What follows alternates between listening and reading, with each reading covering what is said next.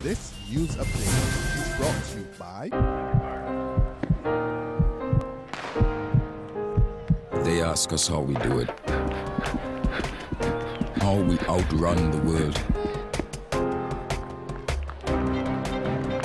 They ask us, how does it feel to fly? How do we dive headfirst into the deep?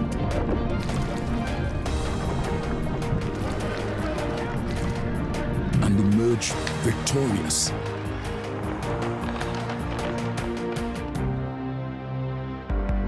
They ask us if we're afraid, if we're nervous, or if we ever feel lonely, so far away from home. But the truth is, home is always right here with us. Get ready to witness the magic of the Olympic Games like never before.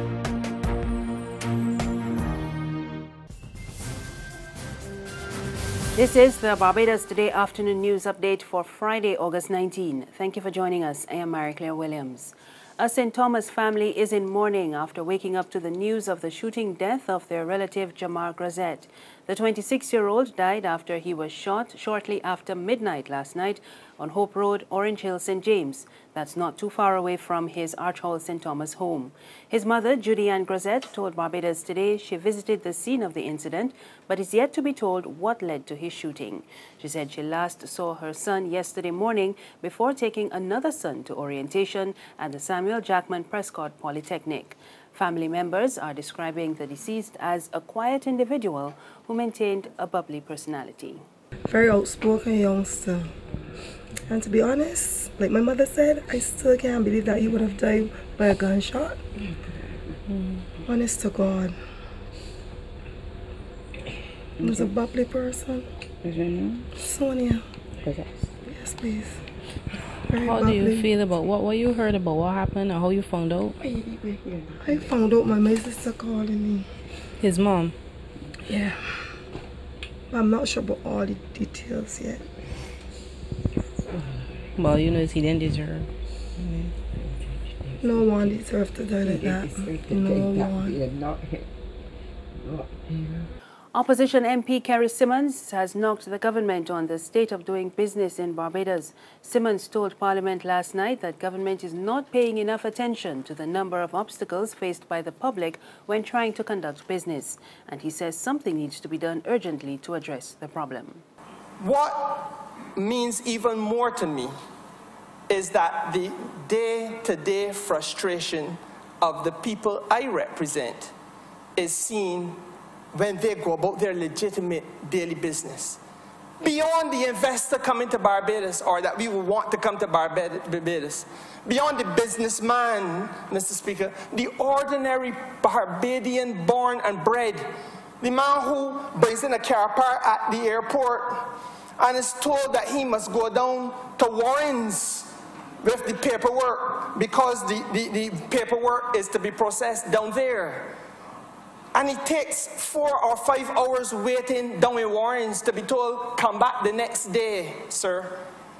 And when he gets back the next day to get back the paperwork, he's told, go back up to the airport to collect your product. That waste of time, 2 days, has a cost. Symmonds acknowledged that Barbados is not alone in facing such a problem, and he encouraged the Frundle Stewart administration to learn from other countries that are taking steps to make it easier to do business. Now I find it interesting that Jamaica, which, as you just heard the Right Honourable Member for St. Peter say, went over the edge and has had to experience the struggle of pulling themselves back up now, was able to sit down, and this is the precedent that they have set. The head of government, the Prime Minister, as she then was, convened a meeting or a set of meetings with all the heads of department and their deputies, all the chiefs and the deputy chiefs, because every government department in some way plays an interactive role with the private sector. And part and parcel of the whole interaction and purpose of the meeting was to identify 3 or 4 initiatives that you can do in every government department that makes that government department more responsive to the concerns and the needs of the business community in the country. The newly announced rise in the bank asset tax does not seem to be sitting well with commercial banks. And President of the Barbados Bankers Association, David Noel, is calling for the tax to be shared equitably across the entire financial sector. During Tuesday's financial statement and budgetary proposals, Finance Minister Chris Sinclair announced that effective immediately, the tax on bank assets would be increased from 0.2% to 0.35%.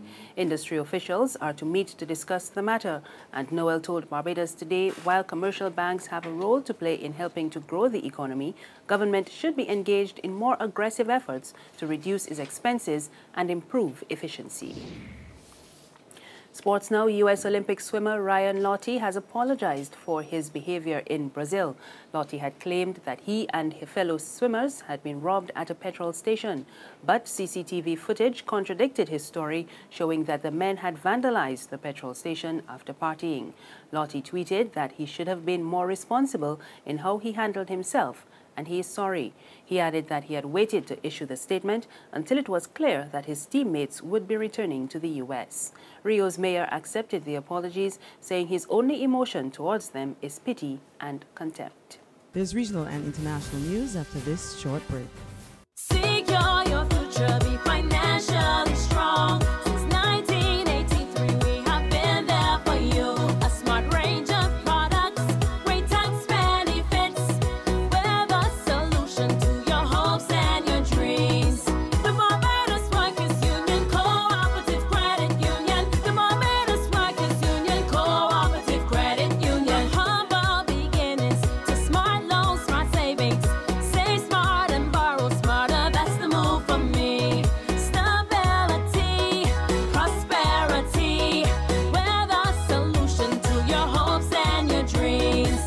The Barbados Workers Union Cooperative Credit Union. The Barbados Workers Union Cooperative Credit Union. Read all about it, read all about it. Get your paper. Only $2.25. Let's get your paper. You again with that stale news from yesterday. I got the Barbados Today app on my phone and I just get my news for free. What do she? Barbados Today. News you can trust. We're back with news from the region. As the Windward Islands continue to struggle with challenges facing the banana industry, St. Lucia has secured a new market for its fruit. Beginning next year, farmers in Castries will be shipping bananas to neighboring Martinique. We get more from HTS News Force in Castries. Agriculture Minister Ezekiel Joseph says he met with Windfresh representatives this week following a successful meeting with banana officials in France. And the result of the talks is a date for the first shipment of St. Lucian bananas to Martinique. We did not want to go out there and before engaging Windfresh and to give them an appreciation as to what are the opportunities and to hear from them what are the possibilities and how possible that can be accomplished. I want to say, coming out of the meeting yesterday, we are on the right direction. Windfresh has indicated that they are on board and whatever possibilities as far as markets are concerned, they will be quite willing to embrace it. So, based on the first order of business, as far as making this a reality, the company is requesting from us, starting from January, 3,000 boxes a week. Joseph says Windfresh officials are confident that local farmers can meet the quota requested by the French. And finally, Donald Trump's campaign chairman, Paul Manafort, has resigned just 2 months after taking up the post. Trump confirmed his departure in a statement. Manafort first took up the job after his predecessor, Corey Lewandowski, was fired in June. But he has been under fire for his ties to Russian interests and the former Ukrainian president. It is not yet clear why he left the team.